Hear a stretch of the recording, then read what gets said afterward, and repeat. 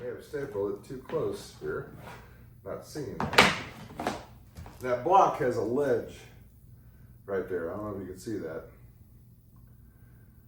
It's got two styles. I prefer the just one straight and get it up solid there. And while pressing down a little bit,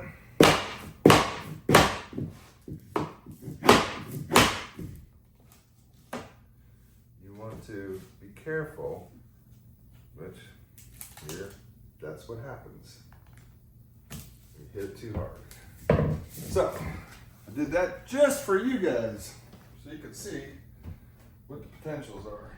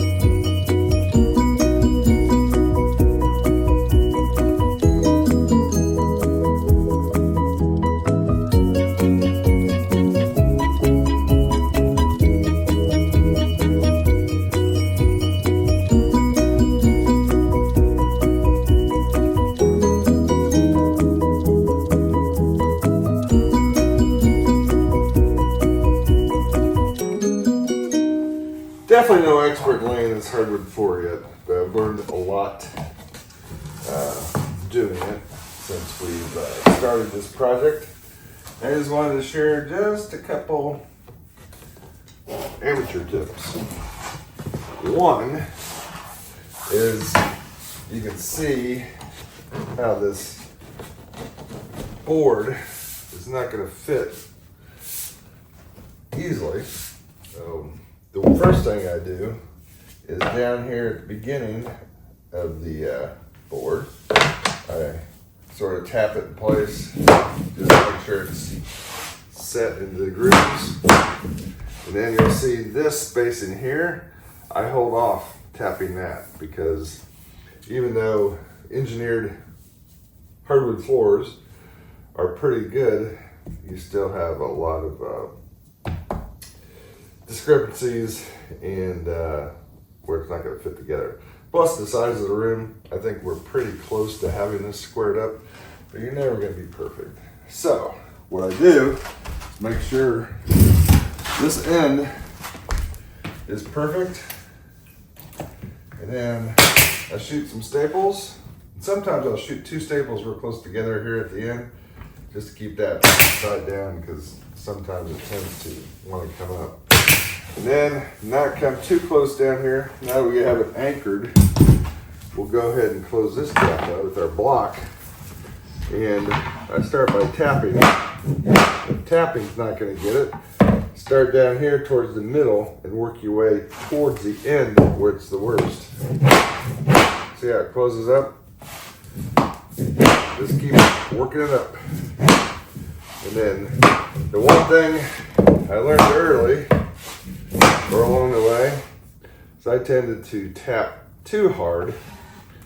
You just give it some easy taps at first. If it doesn't go, then you just increase the taps. But make sure the edge of this is solid onto the board edge so it doesn't slip off, because we damaged quite a few boards with this slipping off when we hit it with a hammer. And plus, don't pinch your hand. You probably should be wearing gloves when you do this. That could have saved this blood blister when I hit my hand right there. But anyway, just non-pro tips for those do-it-yourselfers out there that want to take on an indoor project such as installing your engineered hardwood floor, which I hate indoor work. But this is not too bad. Put it together pretty quick with some help.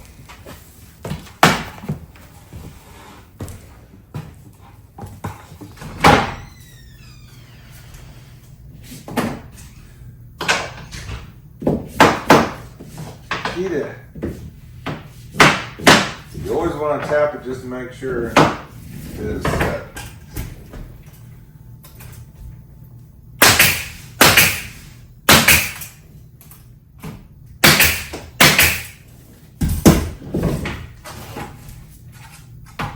The longer boards tend to be a little bit more problematic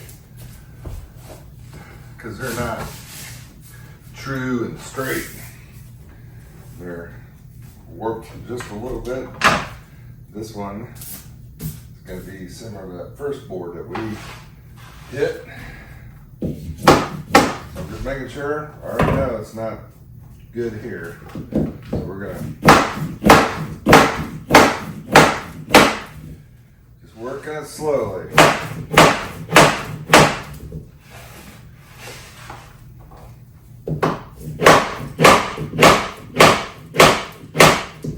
Well, make sure you got a good solid rest and your hand is out of the way. And I'm going to tap the end just a tad. I can always tell if it moves here, it tightens up down there. And then you got to make sure the corners don't get too tight to where they're not even. Now at this point, I have it pretty much lined up, or lined in, set in about halfway. We still gotta work on the ends here. So we're gonna anchor it using the stapler. Like I said, sometimes you wanna press down in that corner and hit it with 2 close shots. Then we're gonna come up here, but not too far, not more than halfway, and then we get this all set in place. This is a perfect example of a troublesome board that slows you down. Let's see if we can get a good visual here. But you can see,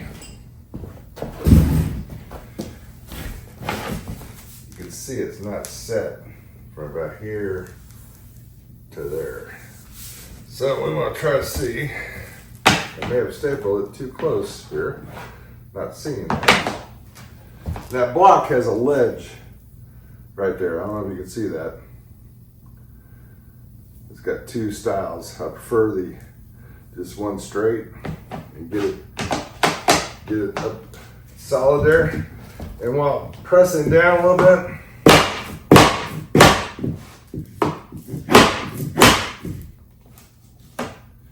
you want to be careful, which here, that's what happens. You hit it too hard. So, did that just for you guys, so you can see what the potentials are and what could happen. Now we got a little bit of work to do, taking up that board, but at least we caught it before we got too far. We get fairly close to the staples.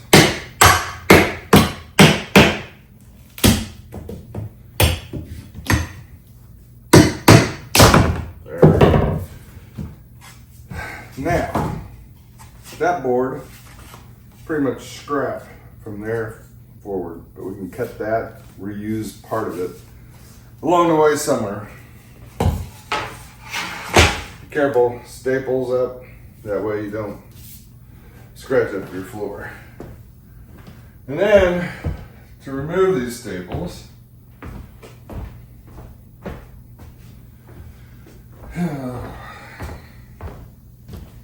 I just use a pair of pliers, grab onto the staple and yank. And most of the time you get the whole staple, but we want to make sure that all the staple has been removed. You probably get a better tool for this, but there. Then discard the staple somewhere other than the floor. Rub your hand over it slowly and easy, gently. Just make sure there's no more staples in that place. And then I sort of beat down where the staples were, because that wafer board raises up a little bit when you remove the staple or any fastener. So we're going to grab another board. Yes, we're going to try another long board. I'm going to try to show you the correct way. Okay, so we're going to get set in place. We're going to, I always rather have a little space here. When I say space, I mean we're just talking fractions, because I can always tap it that way. Make sure the block is set straight and solid. And I get good, trying to get a good contact up to the middle. It seems like we're having a little bit of an issue here. Okay. Make sure it's solid, your hands out of the way. And get it as solid in there as possible up to about the center. Here again, I can tell, close that gap up because that moves a little bit. And then I go back and I just tap one more time. I can see it close up, and that's looking pretty good right there. Now, this time, I'm not going to go past, here again, this edge sort of sticks up. So I'm putting two staples in it. After I press down, put two staples in it side by side, just to reinforce that. Now that we have it anchored, we'll work from the middle. Try to close this gap.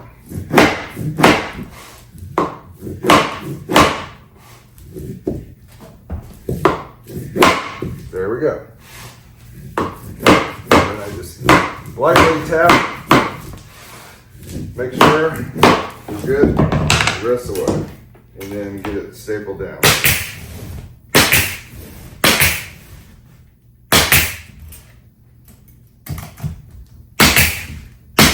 love this staple gun.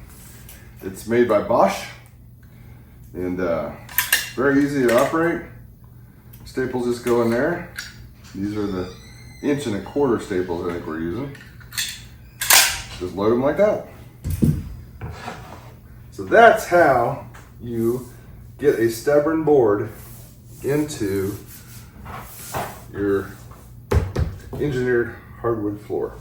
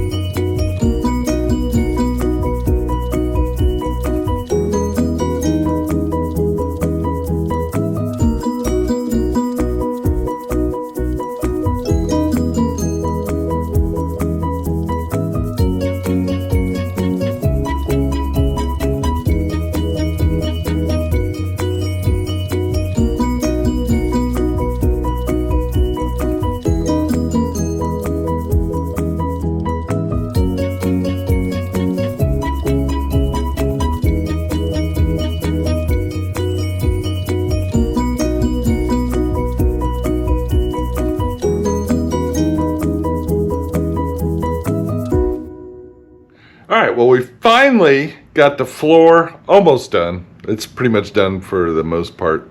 Got some trimming to do, which we'll show you how we did that. But got the new furniture delivered today.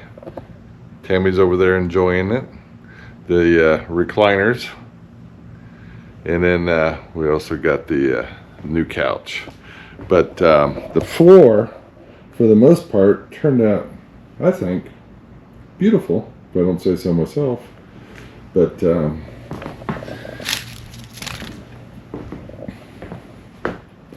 yeah, it matches pretty well. We got the baseboard cut. We just needed to get that stained. That's from lumber off the sawmill. But the color of the floor, very happy with. Excuse the mess. We still have some cleanup to do with the flooring. What do you think, dear? I like it once all the tools and the compressor and all the wood stuff's out. All right. Yeah. Okay. And get our carpet or rug down. Yeah. So the one last thing besides the trim, we got to get a carpet. Put a carpet out here in the center. I think the furniture matches nicely.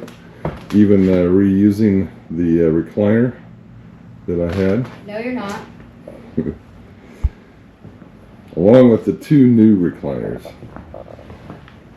Verdict's still out on these. They're nice and wide, but some things we didn't think about, or I didn't think about when we made a decision to purchase these. But maybe I'll review those in a video. But for now, that's the end of this project video. A DIY flooring, do it yourself, and some how-to.